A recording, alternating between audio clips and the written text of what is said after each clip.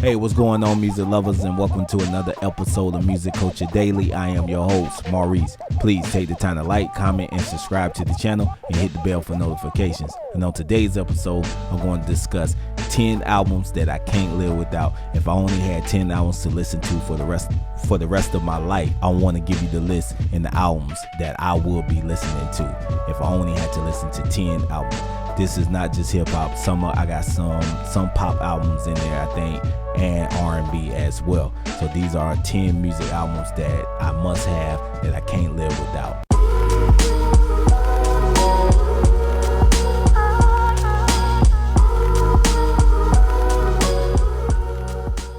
The first album that I would definitely have on my list that if I only had 10 albums to listen to for the rest of my life, it would definitely have to be Michael Jackson's Thriller album. This album was released in 1982. So everybody knows what Thriller is. It's a classic, one of the greatest music albums of all time. It had popular songs on there like Thriller, Billie Jean, The Girl Is Mine, Beat It. So many songs on this album. Pretty much the whole album was released as singles on the radio. So this is a classic album from Michael Jackson. This is actually his sixth studio album, his sixth solo studio album. So of course Thriller would definitely be on my list as one of the albums that I would listen to if I had to only have 10 albums. This was definitely in my top 10 albums of all time. Moving right along, I'm gonna take it to hip hop, and that album would be Nas's 94 debut album, 𝐜𝐤𝐤𝐤. This album is a classic hip hop album. Of course, it received 5 mics in the source. This album had releases like Halftime, The World Is Yours, It Ain't Hard to Tell, Life's a Bitch. This album is a classic in hip hop circles. So I definitely would have Nas 1994 classic album 𝐜𝐤𝐤𝐤 in my top 10 albums of all time that I could only listen to for the rest of my life. Coming in, I'm not really ranking them by numbers because it's not really in no particular order, but I'm just giving y'all the list of albums that I would have. That album will be from R. Kelly, and that album is entitled 12 Play. This is his debut solo studio album, which was released on November 9th, 1993 through Jive Records.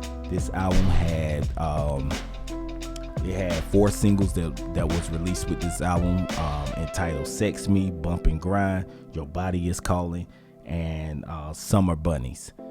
You know, what more can I say about this? This is a classic album, so definitely would have 12 Play on my playlist in my collection for the rest of my life. The other album that I would have on my playlist would have to be The Miseducation of Lauryn Hill. This album is a classic. This is her only solo studio album, and it was released back on August 25th, 1998. Classic. It was released through Rough House Records and Columbia Records, and it was released with 3 singles. The first single was entitled Doo Wop That Thing.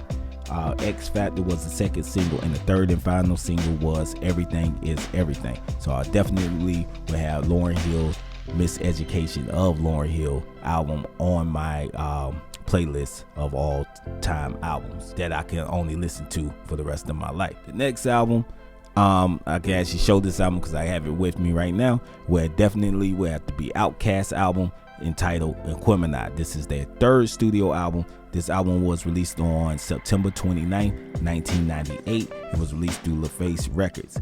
It's a combination of both Andre 3000 and Big Boy birth signs, Aquarius and Gemini. So they combined them together and it came up with the album title 𝐴𝐴𝐴. So this album right here is a classic. Received 5 mics in the source also, and it had singles that was released, which was Rosa Parks. That was the first single. The second one was Screw It on the Barbie, and the third and final single was The Art of Storytelling Part 1. So I definitely have this down south classic on my playlist of top 10 albums that I can't live without, that I must have, on my playlist. And the next album up, Had to throw my man Jay-Z in there, of course, and it would have to be my favorite album by Jay-Z. I will always have this album in my playlist. This album is entitled The Blueprint. This album was released on the infamous day, the day that goes down in history, in U.S. history. This album was released on September the 11th, the same days as the terrorist attacks back in 2001. This is a classic studio album by Jay-Z. This is his 6th studio album. It saw the release of 4 singles: Song Cry, 𝐦𝐤𝐤, Girls, Girls, Girls, and Jigga That Nigga. Always will have this in my collection. If I had to get rid of every other album, this album would definitely be the one that I would keep and listen to for the rest of my life. Also coming up next will have to be Wu-Tang's debut 1993 studio album entitled Enter the 36 Chambers. Classic album, released on November 9th, like I said, 1993. And it also had 4 singles: Protect Your Neck, Method Man, Cream, and It Can All Be So Simple. Nothing more I can say about this album. It was a classic, gritty, raw with RZA production, with the Wu-Tang members bringing that heat. So I definitely will have this on my all-time list.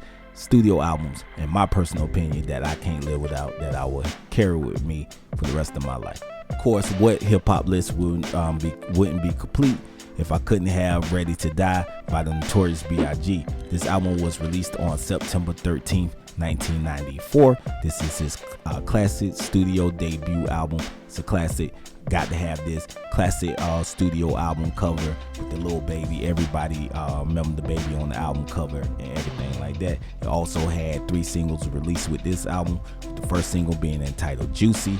The second single was Big Papa / Warning, and the third and final single, one of my personal favorites, One More Chance, was released off this classic debut studio album. So it definitely will be in my top 10 list of albums I will keep with me for the rest of my life. And to close out the list, I had to go show my man Tupac some love.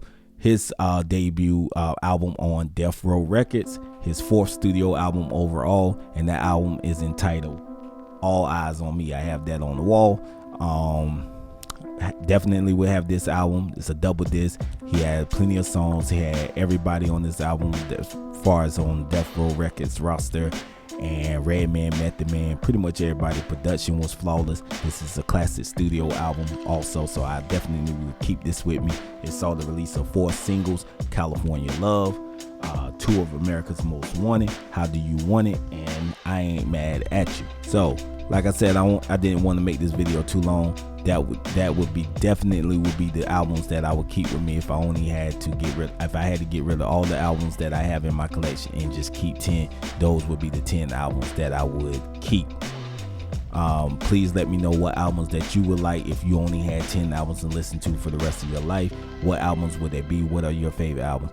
Like I said, we could discuss in the comments. Please let me know.